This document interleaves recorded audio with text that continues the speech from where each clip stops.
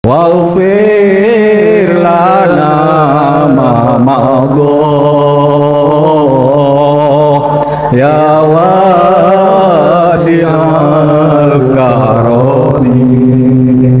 Lalu pada saat itu ada tawaran, bisa Gus Dur selamat dari di jabatan itu dan tidak akan jatuh asal Gus Dur mau merombak kabinet dan memberi jabatan ini kepada ini, memberi jabatan menteri ini kepada si B, jabatan ini kepada si A dan sebagainya. Saya sampaikan pada Gus Dur pada waktu itu, Bapak Presiden, ini Bapak kalau mau selesai masalah kemelut politik ini, Bapak segera reshuffle kabinet, lalu jabatan menteri ini berikan ke ini, jabatan ini ke ini ke ini, nanti akan aman, di DPR tidak akan lagi protes-protes. Tapi saudara sekalian, pada waktu itu Gus Dur mengatakan, saya tidak akan mempertahankan jabatan kalau harus mengorbankan prinsip.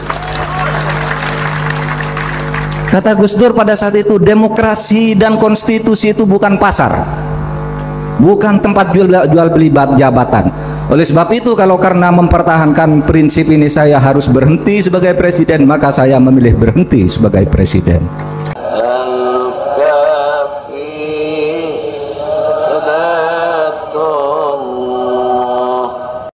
Assalamualaikum warahmatullahi wabarakatuh.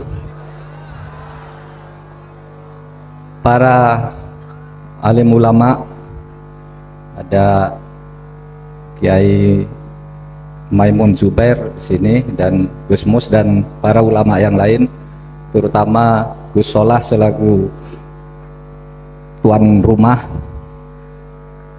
Mbak Lisa yang dan Mbak Inayah yang mewakili keluarga Ciganjur dan para hadirin sekalian.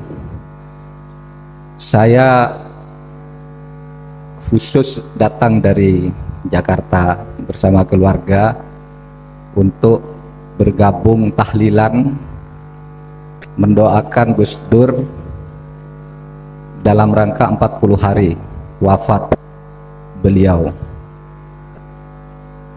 Kita semua berkumpul di sini tentu karena ingin mendoakan Gus Dur agar beliau mendapat tempat atau mendapat surga yang layak sesuai dengan amal ibadah beliau selama hidupnya. Amin insyaallah. Gus Dur pantas mendapat doa dari begitu banyak umat Islam dan rakyat Indonesia, bukan hanya yang Islam. Mulai tadi malam banyak diselenggarakan tahlilan untuk memperingati 40 hari wafatnya Gus Dur. Hari ini selain di Tebuireng dan di Ciganjur, di berbagai tempat saya tadi mendapat banyak SMS dari berbagai daerah bahwa malam hari ini diselenggarakan banyak tahlilan untuk mendoakan Gus Dur dalam rangka wafatnya yang ke-40 hari ini.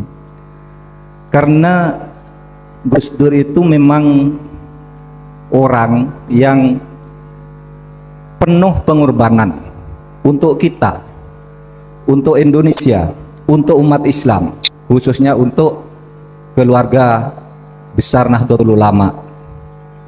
Dengan Gus Dur, NU, warga NU itu bisa tampil mempunyai kepercayaan diri sebagai orang-orang yang pantas misalnya untuk berkiprah di tengah-tengah masyarakat dan di dalam negara. Gus Dur juga yang memperkenalkan Islam yang ramah kepada seluruh dunia, sehingga dunia mengenal Indonesia sebagai negara muslim terbesar, tetapi negara yang dikenal paling moderat. Kita sebagai umat Islam, bangsa Indonesia, oleh Gus Dur diajak untuk percaya diri dan menunjukkan kepada dunia bahwa kita bisa dan kita toleran, tidak membuat orang lain takut, tetapi tanpa mengurangi keyakinan, tanpa mengurangi akidah kita, mutu akidah kita bahwa Islam itu adalah agama yang benar, Islam adalah agama yang kita yakini sepenuhnya, tetapi juga tidak harus membuat orang lain takut. Itu yang dilakukan oleh Gus Dur. Oleh sebab itu saya meyakini bahwa seabad atau sepanjang abad yang lalu sampai sekarang, dan mungkin mulai sekarang sampai 1 abad ke depan, mungkin tidak akan ada orang yang sekali bergus Dur di mana wafat lalu diantarkan dan ditangisi oleh berjuta-juta orang sampai berhari-hari. Di Indonesia tidak pernah ada. Ada yang menulis hantaran orang atau orang mengantarkan orang wafat seperti ini. Mungkin kalau di luar negeri itu hanya pernah terjadi di India ketika Mahatma Gandhi dulu meninggal. Kalau di Indonesia belum ada, ini baru pertama Gus Dur ini. Dan kita semua mendoakan beliau dengan tulus. Hadirin, oleh sebab itu tadi saya ditanya oleh beberapa wartawan, apakah Bapak setuju kalau Indonesia ini membuat satu ketetapan MPR misalnya, atau undang-undang atau apapun namanya, untuk memaafkan Gus Dur yang telah diberhentikan dari jabatannya sebagai presiden pada tahun 2001. Saya katakan Gus Dur tidak memerlukan itu.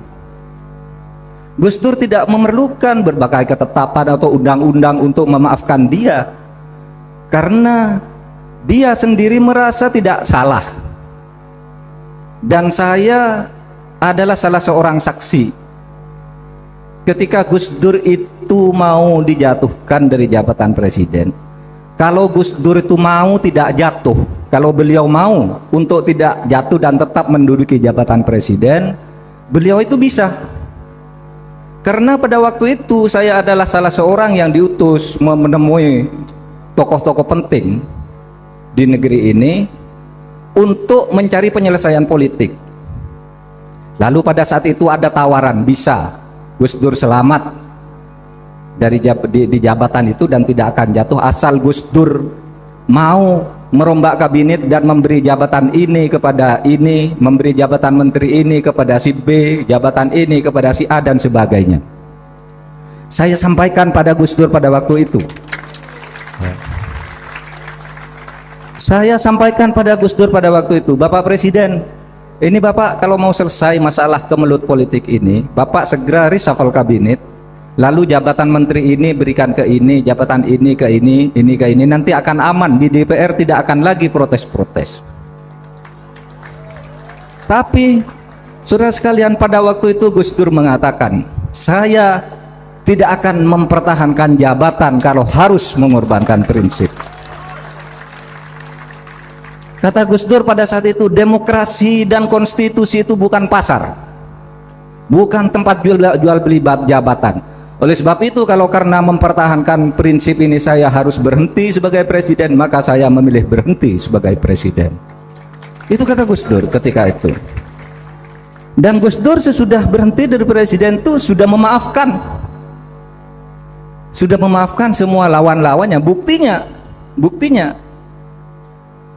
ya, Gus Dur tidak melakukan apa-apa sesudah dijatuhkan, tidak melakukan perlawanan.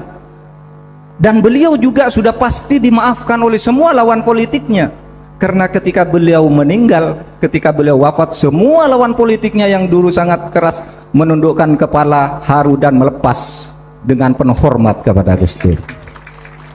Jadi saya kira tidak terlalu perlu kita ikut-ikut mendorong ada ketetapan MPR, ada undang-undang agar Gus Dur dimaafkan. Saya kira kehadiran kita semua di sini, doa-doa rakyat Indonesia yang terus beruntun selama 40 hari ini sesudah Gus Dur meninggal, sesudah Gus Dur wafat, itu tanda bahwa rakyat Indonesia bukan hanya memaafkan Gus Dur, tetapi juga sangat mencintai Gus Dur. Nah, saudara, demikianlah saya terharu tadi ketika Mbak Lisa memimpin kita membaca doa iftiros ilahilas. Itu kalau saya naik mobil dengan Gus Dur, memang Gus Dur sering menyenandungkan lagu itu bersama-sama itu. Nah, saya juga ingin mengajak kita mari bersama-sama. Salah satu juga yang sering Gus Dur senandungkan dan sering bawakan di berbagai tempat, baik di dalam mobil maupun di kantor gitu, yang sudah kita kenal dengan akrab, yaitu Ya Rabbi bil Mustafa. Mari kita sama-sama. Ya Rabbi bil Mustafa baligh maqasidana waghfir lana ma madha ya wasi'al karami. Assalamualaikum warahmatullahi wabarakatuh.